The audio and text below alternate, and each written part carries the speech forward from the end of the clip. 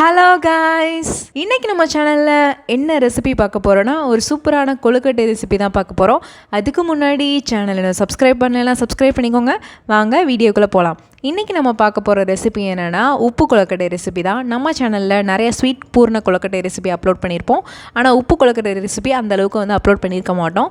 இது நான் already video எடுத்து வச்சுட்டேன். ஆனால் போஸ்ட் பண்ணுறது கொஞ்சம் லேட் ஆயிடுச்சு, எடிட் பண்ண டைம் இல்லை. ஸோ இன்றைக்கி அப்லோட் பண்ணியிருக்கேன். இது பார்த்தீங்கன்னா உப்பு கொழுக்கட்டைன்னு சொல்லலாம், இல்லை உளுந்து பூர்ண கொழுக்கட்டைன்னு சொல்லலாம். இந்த பூர்ண கொழுக்கட்டை ரெசிபி வீட்டில் இருக்காது, ஸ்வீட் கொழுக்கட்டை பிடிக்காதுன்னு நினச்சாங்கன்னா கண்டிப்பாக இந்த ரெசிபி ட்ரை பண்ணலாம். ரொம்ப ஈஸியாக சிம்பிளாக செஞ்சு முடிச்சிடலாம். வாங்க எப்படி செய்கிறதுன்றதை பார்ப்போம்.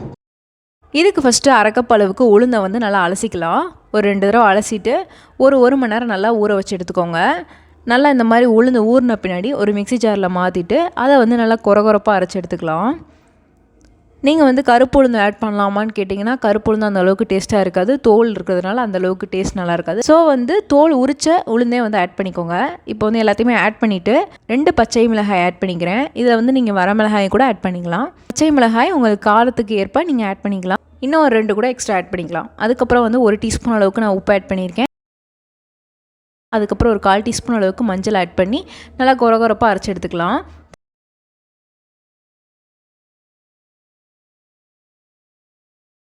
தண்ணி எதுவுமே ஆட் பண்ண தேவையில்லை, இந்த அளவே கரெக்டாக இருக்கும்.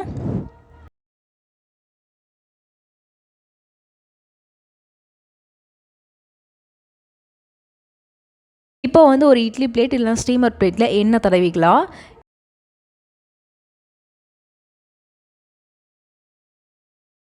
எண்ணெய் தடவிட்டு நம்ம ரெடி பண்ணி வச்சுருக்க உளுந்தை இட்லி மாதிரி நல்லா ஸ்ப்ரெட் பண்ணி விட்டுக்கலாம்.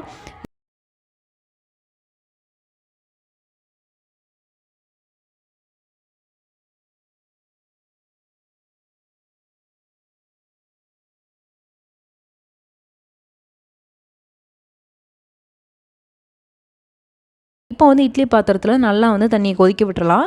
அதில் நம்ம ரெடி பண்ணி வச்சுருக்க உளுந்தை ஒரு 10லேருந்து 15 நிமிஷம் நல்லா வேக வச்சு எடுத்துக்கோங்க.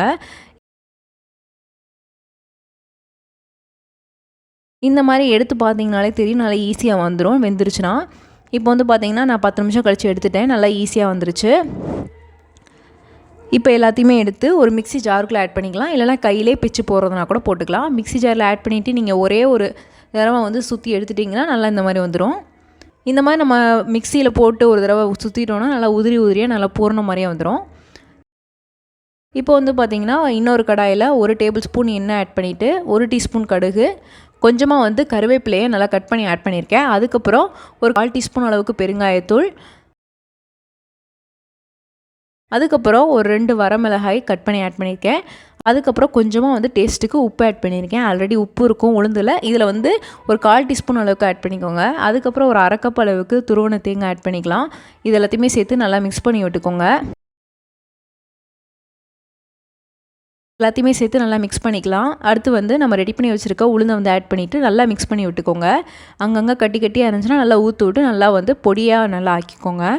இப்போ நம்ம பூர்ணம் ரெடி ஆயிடுச்சு. இப்போ நம்ம மேல் மாவு ரெடி பண்ணிக்கலாம். அதுக்கு ஒரு பவுலில் 1 கப் அளவுக்கு பச்சரிசி மாவு, அதுக்கப்புறம் ஒரு 1/4 டீஸ்பூன் அளவுக்கு உப்பு, 1 டீஸ்பூன் அளவுக்கு நெய் ஆட் பண்ணிவிட்டு இதை ஃபஸ்ட்டு கட்டி இல்லாமல் நல்லா மிக்ஸ் பண்ணிக்கலாம். அதுக்கப்புறம் தண்ணியை நல்லா கொதிக்க வச்சதை கொஞ்சம் கொஞ்சமாக ஆட் பண்ணி நல்லா மாவை பிசைஞ்சிக்கலாம்.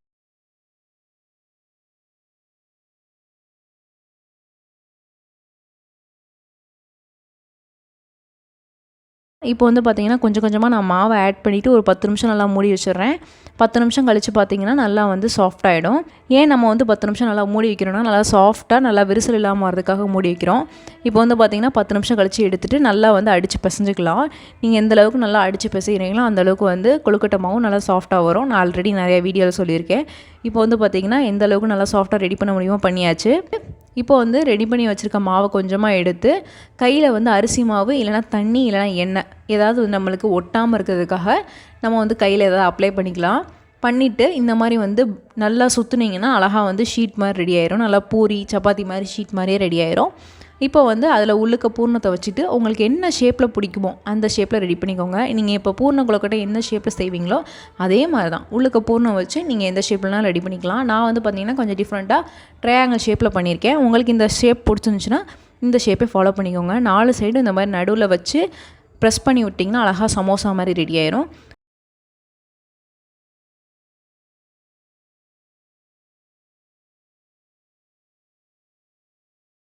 அதுக்கப்புறம் பார்த்திங்கன்னா இன்னொரு ஷேப் என்னென்னா ஒன் சைடாக நம்ம வைப்போம்ல அதே மாதிரி பூர்ண கொழுக்கட்டை வச்சு லாஸ்ட்டு மட்டும் 2 சைடு வந்து நீட்டி விட்டுருக்கேன். இது உங்களுக்கு பிடிச்சா இந்த ஷேப் ஃபாலோ பண்ணிக்கலாம். அப்படி இல்லைனா உங்களுக்கு வேறு ஷேப் பிடிச்சா வேறு ஷேப் கூட ஃபாலோ பண்ணிக்கலாம். இப்போ வந்து பார்த்திங்கன்னா நான் எல்லாத்தையுமே வந்து இதே மாதிரி தான் ரெடி பண்ண போகிறேன். ஒரே ஒரு உருண்டை ஷேப்பில் வந்து செஞ்சுருக்கேன் பூரணம் எக்ஸ்ட்ரா இருந்ததுனால. இப்போ வந்து பார்த்திங்கன்னா எல்லாமே ரெடி ஆயிடுச்சு. இப்போ வந்து நம்ம வேக வைக்கிறதுக்கு ரெடி பண்ணிக்கலாம். ஒரு ஸ்டீமர் பிளேட் இல்லைனா வந்து இட்லி பிளேட் எடுத்துக்கோங்க. அதில் வந்து நம்ம ரெடி பண்ணி வச்சுருக்க கொழுக்கட்டையெல்லாம் வச்சிடலாம். நான் வந்து பார்த்திங்கன்னா வாழை இலை மேலே வச்சுருக்கேன். நீங்கள் வந்து எண்ணெய் இல்லைனா துணி மேலே வச்சு கூட வேக வச்சு எடுத்துக்கலாம். இப்போ வந்து பார்த்திங்கன்னா இது எவ்வளோ நேரம் வேக வைக்கணும்னா 10 to 15 நிமிஷம் நல்லா வந்து வேக வச்சு எடுத்துக்கலாம். அது ஈஸியாக வெந்துடும் நல்லா. இப்போ வந்து பார்த்திங்கன்னா 10 to 15 நிமிஷம் நல்லா வெந்துருச்சு. இப்போ பாருங்கள் அழகாக ரெடி ஆயிடுச்சு. நல்லா கிளாஸி அழகாக சூப்பராக ரெடி ஆயிடுச்சு.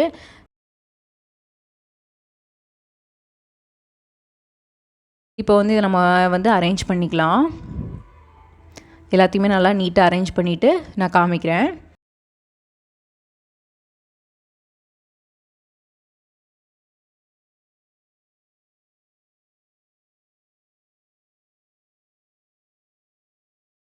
நான் க்ளோஸ்அப்பில் காமிக்கிறேன் எவ்வளோ அழகாக வந்திருக்குன்னு. நல்லா விரிசல் இல்லாமல் நல்லா வலுவலுன்னு அழகாக வந்திருக்கு. அப்படி உங்களுக்கு விரிசல் இருக்கிற மாதிரி தெரிஞ்சுன்னா லைட்டாக வந்து தண்ணியை தொட்டுட்டு மேலே வந்து இந்த விரிசல் மேலேயே வந்து லைட்டாக வந்து பேஸ்ட் மாதிரி நல்லா தடவி விட்டிங்கன்னா வந்து விரிசல் தெரியாது. அப்படி வந்து உங்களுக்கு ரொம்ப விரிசலாக இருக்க மாதிரி இருந்துச்சுன்னா லைட்டாக தண்ணியில் டிப் பண்ணிவிட்டு அப்படியே வச்சிங்கன்னா வேகிறதுக்கு முன்னாடி நல்லா அழகாக நீட்டாக வந்துடும். இப்போ நான் பிச்சு காமிக்கிறேன் பாருங்கள் எவ்வளோ அழகாக வந்திருக்குன்னு. இந்த பூர்ண கொழுக்கட்டை நல்லா டேஸ்ட்டாக இருக்கும். இனிப்பு பூரணமே நிறையா செய்கிறோம் அப்படின்னு நினச்சிங்கன்னா கண்டிப்பாக இந்த டைம் உப்பு பூர்ண கொழுக்கட்டை ரெசிபியை வந்து ட்ரை பண்ணி பாருங்கள். நல்லாயிருக்கும். நல்லா டிஃப்ரெண்ட்டாகவும் இருக்கும்.